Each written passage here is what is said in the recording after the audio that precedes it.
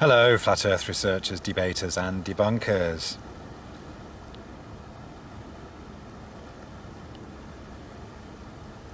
The Flat Earth is a phrase that's often misunderstood or interpreted in a way that is completely the opposite to what is meant by the realization on a truth-seeking journey that we don't know where we are. We don't know what the Earth is. We don't know anything about its true origins, our origins, the universe, how it all began, and all that. Of course, we don't know how to really comprehend something that is simply beyond anything we can ever truly know or experience.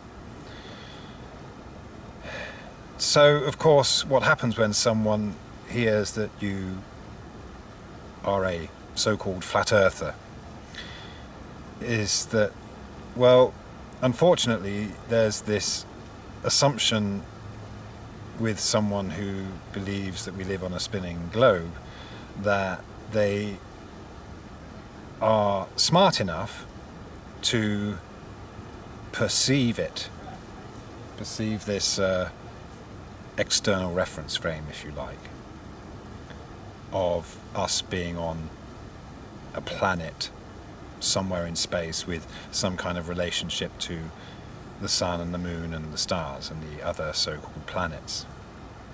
Of course, the Earth being another planet was one of the many assumptions that the heliocentric or Copernican model is built upon.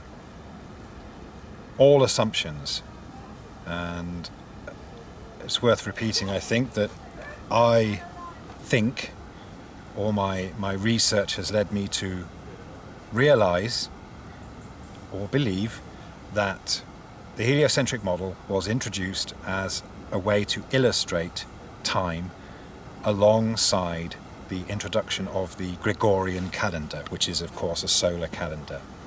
So, the Gregorian calendar, like any other calendar, is a way of measuring time or communicating time between different people in different places. And that's fine. Any method could be developed and introduced on a mass scale. And that would make sense, and it would be, for conducting commerce, business, travel, navigation, what have you. Of course, we've come to call it global because of this belief that we live on a globe and everything we know stretches around this image of a sphere rotating in space around the sun. So again, all of this were assumptions, the Earth being another planet, and assuming that the planets, Mars, Jupiter, Saturn, what have you, and the moon, of course, that we see up in the sky, are also of a somewhat similar nature, rather than just being the lights in the sky that we see.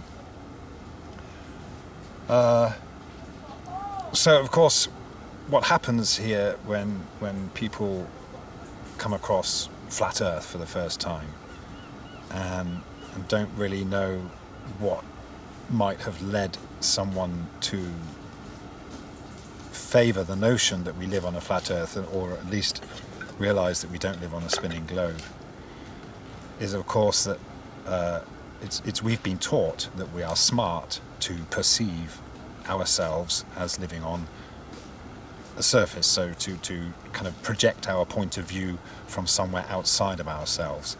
But you see, it still becomes a belief. It's just a concept, and that's all fine and dandy, and it's okay. Yes, it is a sign of intelligence to be able to see oneself like that. And of course, one would think or assume that the mathematics used in a model, in the geometry of spheres and tangent lines and degrees of angles, these are all calculations that can be made very, very accurately.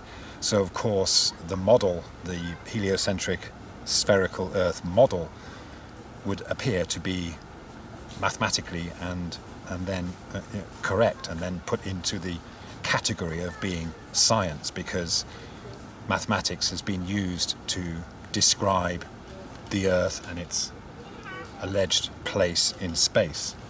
But to what end? To what means? Why is it such an important thing to define where we live? Well, of course, it is a fundamental question that we have about our existence. And regardless of what any one of us will ever believe or even know, which is very, very limited,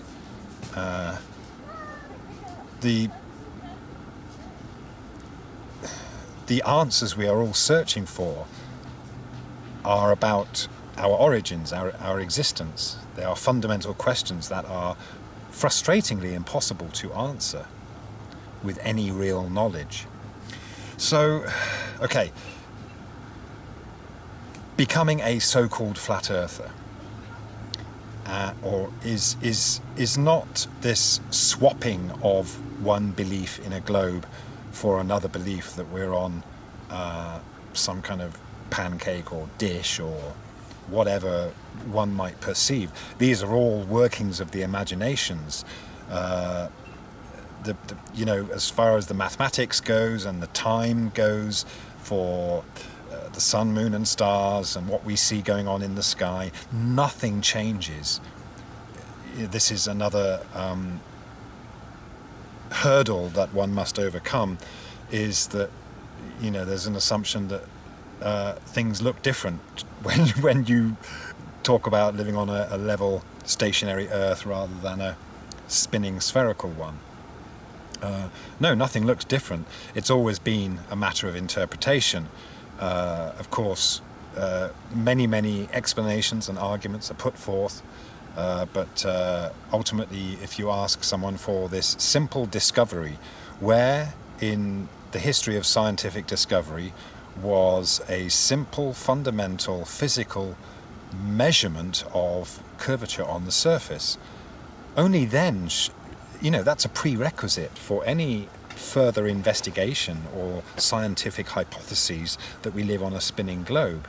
Not a bunch of assumptions made 500 years ago just to fit a solar calendar, with no other knowledge other than the same knowledge that's been used by people for millennia, and that is to know when and where luminaries will appear in the sky, depending on where you are located on the Earth.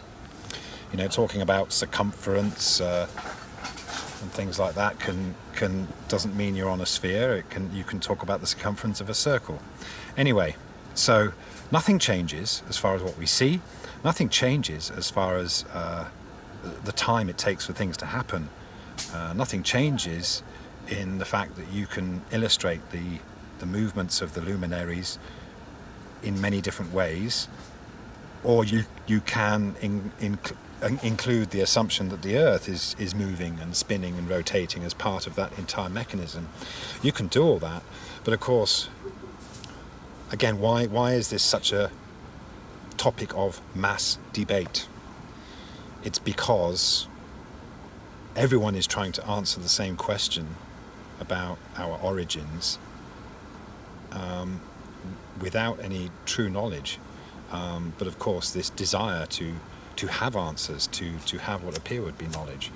So the whole point I'm trying to make here is that flat Earth is just one realization on this truth-seeking journey about the massive extent, the envelope of illusion that surrounds us in every aspect of life, in everything that we do and think about on this earth during our existence.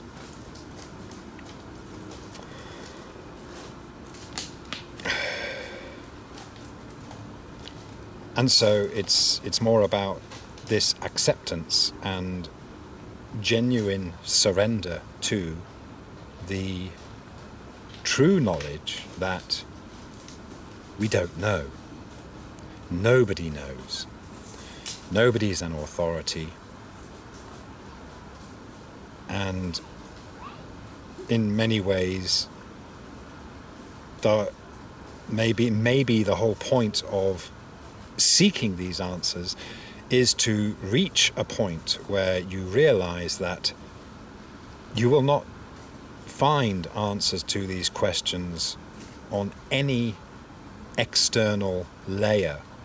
The whole globe thing, or even any model, anything that attempts to explain our existence in physical terms, in scientific terms, in ways or theories or concepts that go beyond anything we directly experience, is futile, is pointless. Of course, it would be great to take an expedition and find out if this place has boundaries or not, or if there's anything beyond those boundaries. Of course, that is an innate, natural desire in the human explorer. And of course, that's why there is so much finances and energy and resources directed to exploration of space and beyond, the atmosphere. Of course, it's fascinating. Of course, we all want to know, but it will never ever reveal any answers. You can, go along with the idea that we are made of stars or some stardust, but maybe not in the same way it's seen in the mainstream narrative. But I think that there is a massive connection, a hugely significant connection that each and every one of us has with the stars.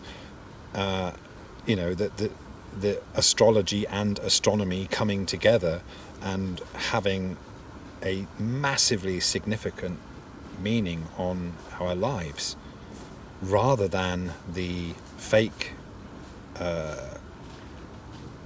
albeit functional, but not real standard way of measuring time, which I said has its uses, and fine. A heliocentric model and a Gregorian calendar to tell the time over years and centuries or down to the microsecond is fine, as a standard model to adhere by, but to keep time so we can all communicate and navigate. No problem, that's fine. But anything beyond that about what it means, what any bearing it has on the meaning of life, is well, it has nothing. There shouldn't be a connection, but of course, that's the connection that has been made. So hence such ferocious debate often, because ultimately we have what some might believe is perceive as being an attack on a belief, but often the person defending that belief doesn't realize that that their belief is being attacked, not them personally. So of course this is part of the main thing that we experience as a when you're a truth seeker, you start to realize how much attachment we have to beliefs and concepts, and how all of us spend a large part of our life in our formative years trying to be somebody, trying to find which pigeonhole or slot that we'd fit into. At school, for example, what career are you going to be? A pilot, a postman, a mechanic, a scientist, a teacher. All these pigeonholes are created, and you're expected to fit into one of them. Again, this is not to say that it's evil. It's just to say that it's looking at it all the wrong way. Here we are trying to find out what life is all about, and why we're here and all that. And that's, that's the same for everyone, regardless of whatever their beliefs are. But here we are arguing about models, and that is all based on concepts of things that we can never truly verify, and really do not give us any more meaning to our life, do not answer the questions, the questions that we seek to answer. We get nowhere, So personally, for me, a long way, down the line, I realised that, of course, there was always pressure to. So, you say that the moon's not this or the stars aren't that. Well, prove it then. What's your alternative? What's your explanation? And of course, this is it. There is this dependency on explanations, and explanations are not knowledge. Again, the knowledge here, or realization, is that we don't know. Nobody knows, but we can easily interpret what we see in the sky in a multitude of ways, and there's no right or wrong in that respect, because again, it doesn't have any fundamental meaning. So we are looking outside or trying to go beyond what we experience in our physical reality on this earth. And maybe the whole point is to look inwards, look inside. The answers cannot be found. It becomes obvious that if you're seeking the truth and you are really open-minded, open-hearted to the truth, you eventually have to come to the realization that there are no answers out there beyond the self, beyond what we know. And even if we discovered more, then I don't think it would really make a huge difference, because this whole thing is about the journey. So, okay, here we are in a time, we are, you see, the way time is an abstract concept, it has very much become our physical, tangible reality, hasn't it? We get shaken awake by an alarm clock in order to get us to work. So very few of us are following our natural time line or our natural clock. So what's that clock based on? Is your body clock, is your own clock for your lifetime based upon when you were born? The alignment of the stars and all that, regardless of what they are. The thing is, we all have different energies at different times in the day. We have highs and lows, peaks and troughs of energy and emotion as well. But the thing is, here we are, for the most part, especially in this very global society, forcing ourselves to function and live in this system of time, the heliocentric model, the Gregorian calendar, and of course the 9-to-5 jobs and the shift work and all that, everything that comes from that. Again, I'm not saying there's anything wrong with that, but the point here is that as you become more aware of the illusionary nature of time and the concept of a globe that has been illustrated, that illustrates the Gregorian calendar, the one that we use every day, then you become less involved and more detached from that, and then you become more in tune with your true self on its own clock. So here we are. It's funny because ultimately what we talk about is, it's all talking about something coming from nothing, our physical, tangible reality born from nothing. Whether you consider that as being the Big Bang, in which there was nothing and then that all exploded into everything, you fundamentally have this idea that everything physical manifested from nothing. Well, what we really have that is our reality is that we have consciousness, we have thoughts and desires and emotions and things that happen that seem to appear from nowhere. There is no physical trace of thoughts or ideas and concepts really that you can kind of bundle up and package, are there? These are just these are transient things. Well, they're not things. They're in the ether, however you want to consider it. But thoughts and things are not physical things, but they eventually manifest and become physical.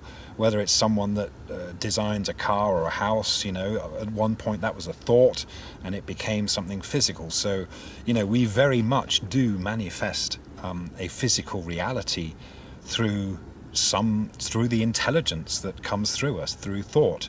So yes, intelligence, consciousness, this is something that obviously definitely exists. Of course, it's not tangible until we are in a physical body, which can maybe act as a conduit for that consciousness to come through, and then inspiration, ideas spring forth. And so again, we can consider the earth as being the same thing. However and wherever it came from, the rocks I'm sitting on now, the water we're looking out upon, the sky and all that stuff, the birds, it's we cannot fathom where it has come from. But if you want to adhere to the idea that it all comes from nothing, well, that's fine too, because I can only agree that that's a possibility, but that nothing would have been something, and that would be consciousness, the same thing that we experience in our thoughts and the energy that we have, our spirit in this body.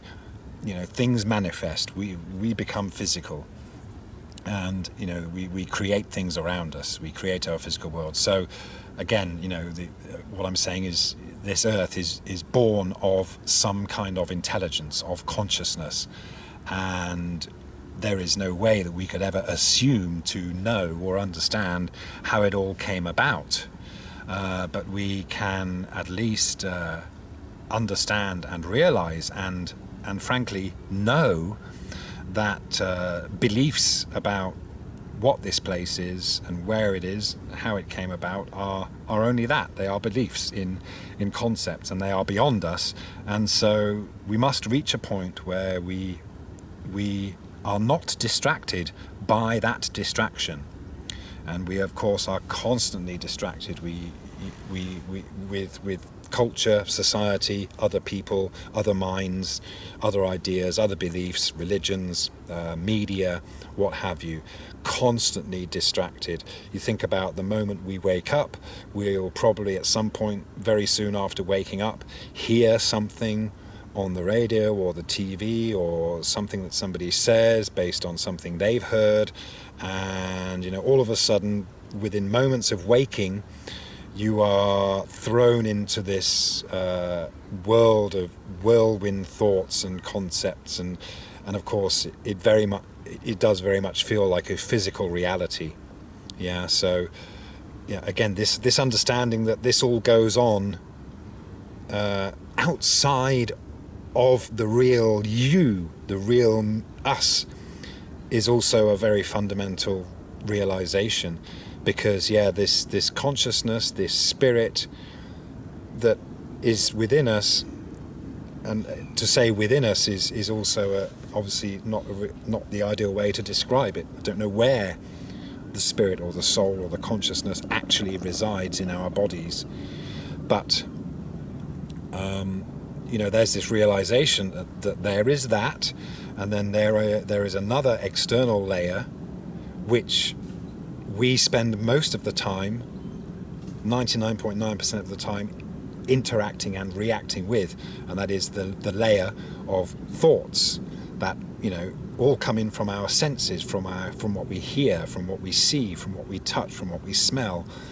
These come together to create what my friend Kun Supawan likes to call our sixth sense. That is the sixth sense. The sixth sense is the combination of all of the five senses of our physical body, and then this gives us this sixth sense. So we get a feeling of ease or unease, or that we think we know things are right or whatever. It gives us some kind of direction. It's basically the combination of all those senses kind of helping us navigate our way through life, the central control system.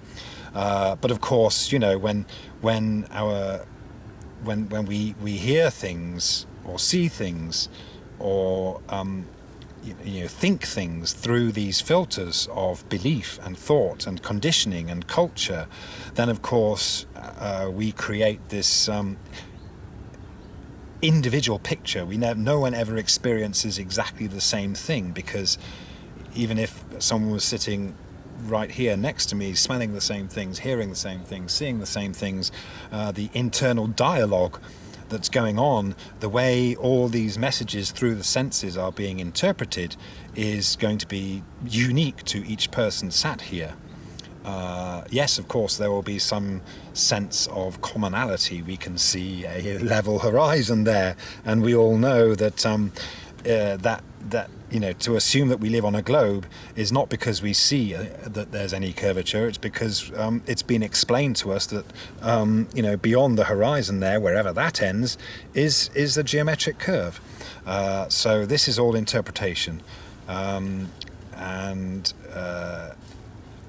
so this is what is understood when it comes to flat Earth, is this realization that, okay, this perception that we live on a globe is only that. And of course we are taught that we are smart because we can perceive it as being external from ourselves. And as I said, yes, that is an intelligent thing to do. It requires intelligence or a certain ability in the way one might think in order to see ourselves from an external perspective or reference frame. But that doesn't make it true. It doesn't give us any other answer. And of course, when you really start considering how observations such as this horizon are interpreted in terms of perspective and the geometry of perspective, then you can understand how you can use the same geometry that's used for the globe to talk about perspective and the angles of things as they descend to the horizon and what have you. So again, it's all a matter of interpretation. And of course the physical nature of this place is that we have tides and we have water flowing backwards and forwards, but that's not because the Earth is spinning or rotating or curved. It is because it's level. And we're often challenged to come up with an alternative explanation for tides. Again, there's no arguing, there's no denying, nothing changes in what we see and experience, or as far as being able to predict things. Of course, making predictions is a very powerful thing, and this is why the whole globe thing is understood by many to be some kind of reality, because of the ability to make predictions. But it's not based on any assumptions. The heliocentric model was made because of the predictions. It was just a case of looking up at the stars and getting all these charts and doing some mathematical equations, and because of the regularity of it, because of the predictive nature of the seasons and everything, then yeah, one can illustrate that in many different ways, and they'll all be kind of quite geometrically beautiful. Battery's running out, but that's the point. The journey is one of looking inwards, not outwards. So models and concepts about anything beyond what we see and experience are futile and irrelevant. The whole point is to realize that it's not about looking out to find the answers, it's about looking in, and that's where you'll find them. Thank you very much.